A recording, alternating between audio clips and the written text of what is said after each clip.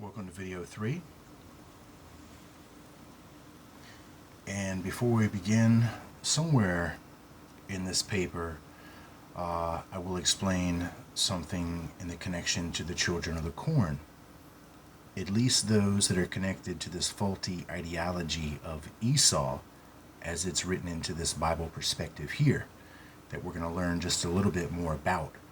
But we will see who the supposed children of the corn in a negative sense would now be the descendants of Jacob as the entire 12 tribes, excluding Ephraim and Manasseh, which then by default are the 13th and the 14th, as in connected and described in Genesis chapter 48, when Joseph therefore brings these children back from Egypt and asks his father Jacob, Israel, to adopt them in.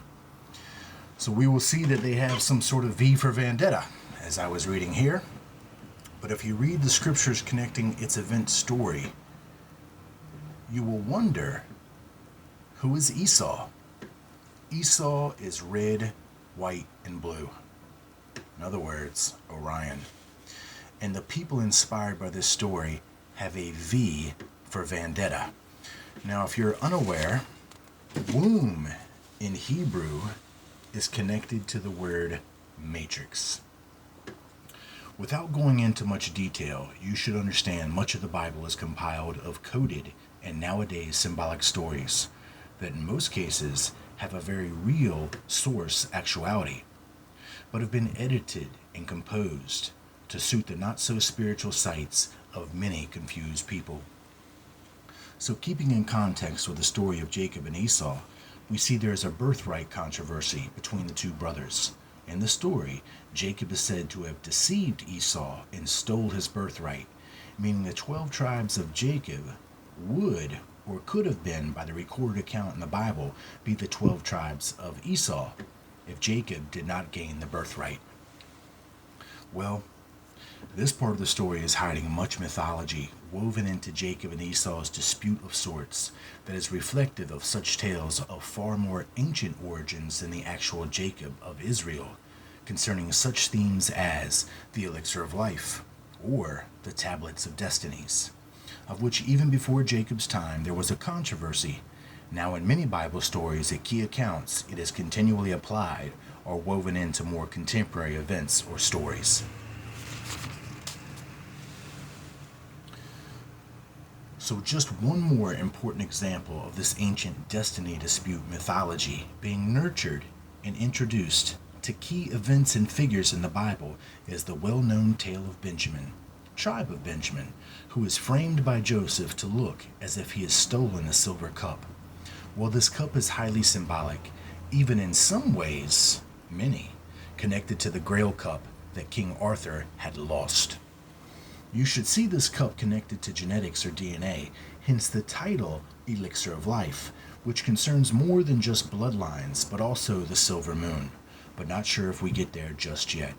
For now, think honeymoon is where the bride goes after the wedding or the rapture, the false rapture. So how does Esau connect to the unicorns? Well, he's the prototype of stock from which the unicorns emerge, basically Aryan. Listen close.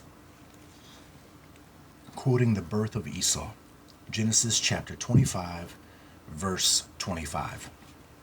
And the first came out red, all over, like a hairy garment, and they called his name Esau.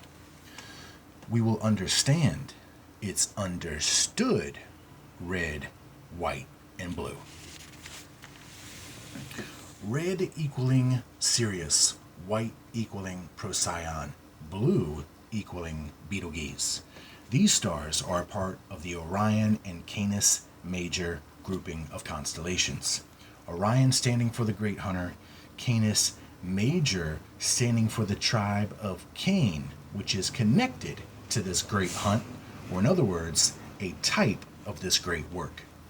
Before we briefly but surely touch upon the business of the red, white, and blue, please know and understand, I love America, I love all people, I love you, but I love truth in Jesus Christ most of all.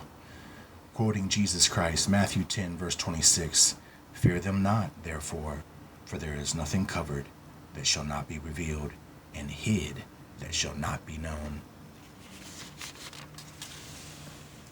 So the colors red, white, and blue are connected to Orion? Yes. The unicorns and Esau as well? Yes. Ever heard this verse? Job chapter 38, verse 31. Canst thou bind the sweet influences of the Pleiades, or loose the bands of Orion? Loose the bands of Orion. Band equaling troop, or bands equaling bondage or bound. So it seems Orion is, or has been sealed, or put in bondage. Yes, the myths say the same thing, that he was bound in the heavens for something. Azazel, the hairy goat, according to legend, is also bound or chained to a rock in the desert. You think there's any synchronicity? Orion and Azazel are symbols like the unicorn, hiding massive amounts of information? Yep. In fact, these are all symbols for the descendants of the genetic crossing of mankind in Genesis 6 with the fallen sons of God. But there are numerous ways in which they are being portrayed in modern times. Humpty Dumpty, Jack and Jill, King Arthur, etc.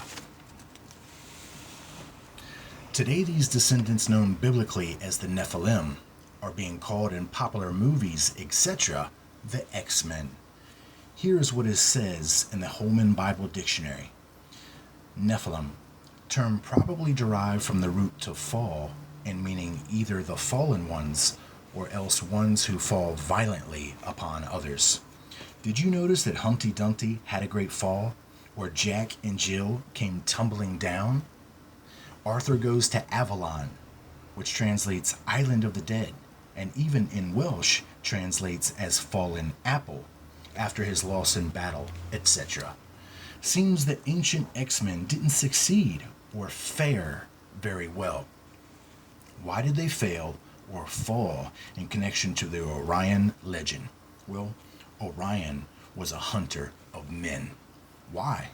Genetic pride, reaching upon a global agenda.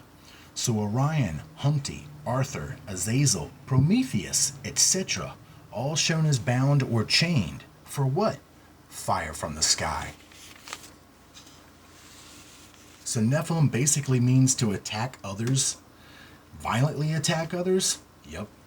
We are getting into what the modern unicorn has planned by looking into the past mistakes of this same ancestry, at least connected by a common shared ideology. Here are scriptures that outline these ancient great hunters of men. Ezekiel chapter 13, verses 18 through 23. Please read the entirety for yourself. I've chose verse 18 to begin. And say, Thus saith the Lord God, Woe to the women that sew pillows to all armholes, and make kerchiefs upon the head of stature to hunt souls. Will ye hunt the souls of my people, and will ye save the souls alive that come unto you? Now this pillows and kerchiefs translates as magic bands. I'd like you to think about current military insignia sewn upon the shoulders and the arms of those in uniform. Now compare Ezekiel 19, 1 through 14. Read it all, starting at verse 3. And she brought up one of her whelps. It became a young lion, and it learned to catch the prey. It devoured men. I am only giving you a few verses here. You must read the full chapters.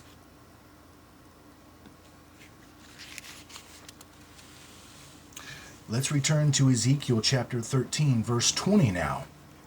Wherefore thus saith the Lord God, Behold, I am against your pillows, wherewith ye there hunt the souls to make them fly, and I will tear them from your arms. I will let the souls go, even the souls that ye hunt to make them fly. Wow. Notice ye hunt to make them fly? Yes, think rapture or raptor, bird of prey. Meaning a false temptation rapture is and has been used to destroy peoples of our world by blind men who base their agenda off ancient scriptural accounts. Compare Ezekiel 17, Zechariah 5, and of course, Revelation 12. All show people that are symbolic of a woman or a dude that looks like a lady being lifted up to the heavens. And Rev 12, it's the moon.